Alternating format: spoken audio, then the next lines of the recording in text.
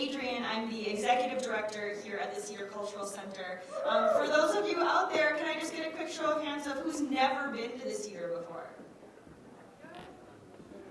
Okay, so it looks like most folks have been here before.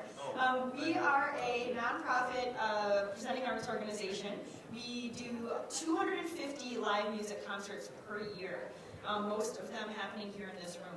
Our mission is to promote intercultural appreciation through music. So we do that by presenting bands and artists from all over the world who perform music in all different traditions and genres. So I encourage you to check out our schedule at theceder.org.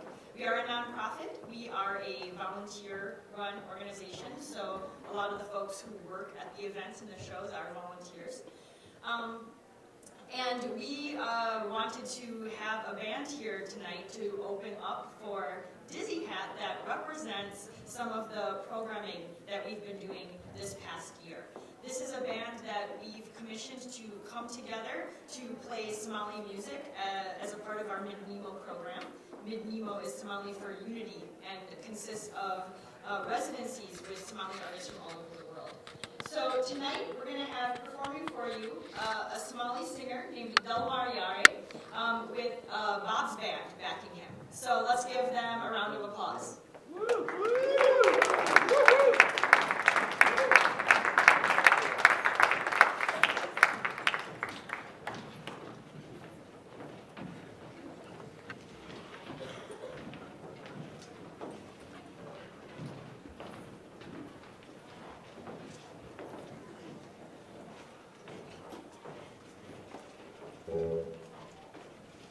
Hello everyone.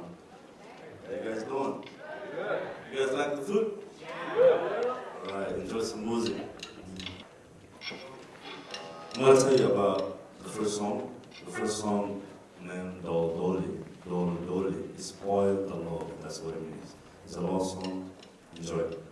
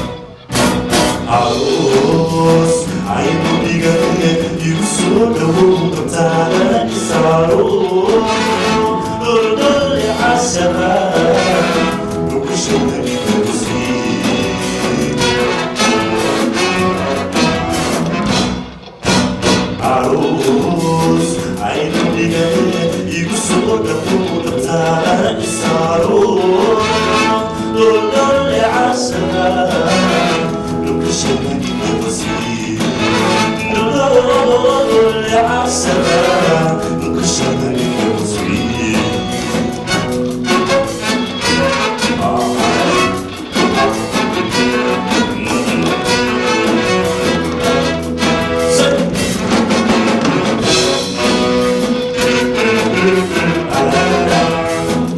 Thank you.